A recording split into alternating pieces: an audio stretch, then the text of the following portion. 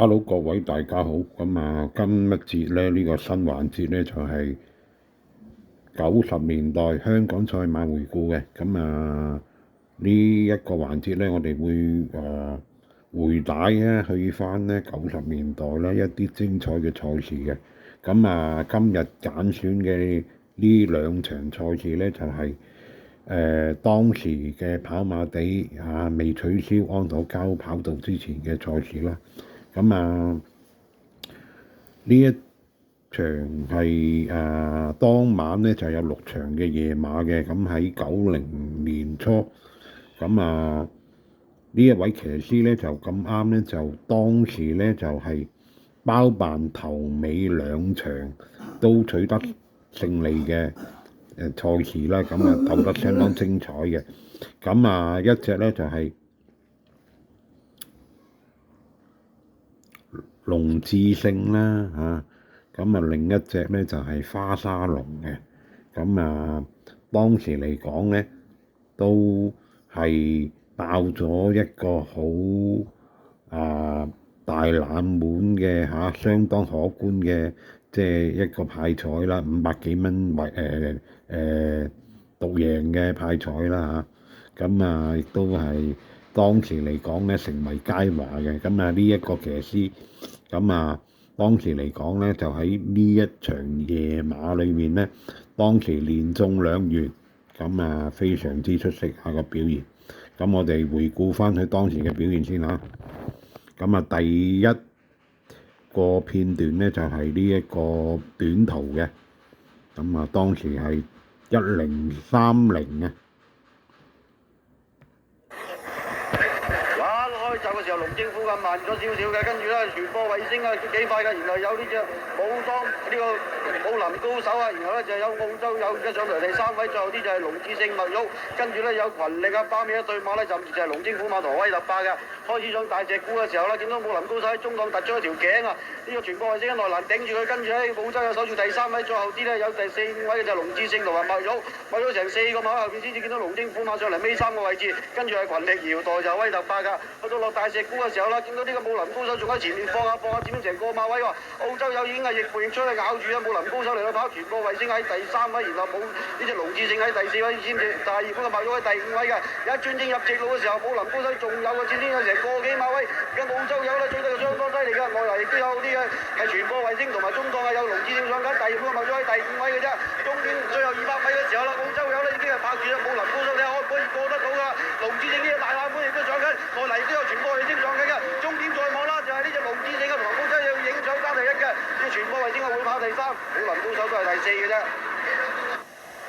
梁立一其實而家開緊邊喺中間都幾穩定，隻馬50倍嘅冷門喺度爆咗啦。從來未有個咩好表現。出邊咧就好似澳洲有係先咗啲嘅，但係嬲尾2步又冇埋，隻馬騎落去就軟弱咗啲。第7班馬係咁㗎啦，嬲尾2步即係弱少少。澳洲有以為有全面取勝機會，個麥玉咧前邊啊貼住欄咧坐咗個 box， 拉翻出外檔上，翻嚟咧輸過落馬位度啦。澳洲有結果要輸少少，跟住龍精虎猛起步放唔出啦。勤力包尾就威特霸。好睇睇呢場派賽。第一場第1名第2號龍智勝，到贏派526個8，位置派59個7。第2名係5號澳洲有，位置派16蚊。第3名8號傳播衛星，位置派22個半。第4名係7號武林高手，現贏2打5派956個9。3重隊258咧派10331蚊。第一場影相龍智勝影相贏咗隻澳洲有，就係咁樣咧。第一場即係已經爆咗隻50倍嘅大冷門。梁立德今日都好嘢喎，夜馬起個孖寶包辦頭尾2場，仲要開齋添，開齋兼贏孖寶啊！今年好似有啲運氣仔喎，用我即係好好地把握呢個機會咧。今年佢應該有啲機會。咁澳洲有開閘嘅時候衝出閘門，咁要重新入閘。龍精虎猛起步遲緩啦，威特擺800米彎角，當武林高手輕微向內斜跑嘅時候咧收慢，避開武林高手後體。勝出頭馬龍智勝一轉500米彎嘅時候咧，內閃令到內欄嘅麥玉咧需轉向外跑以避開佢後替。咁麥玉咧賽後咧送去接受獸醫檢查例行觀察嘅。不以比例嚟講咧，今晚呢場馬1分04秒7咧已經係應該係全晚最快㗎啦。係你7班馬同第3班馬應該3班馬都係快咗幾線啦，咁啦。係咯，應該係算相當快嘅。睇埋呢隻路啊！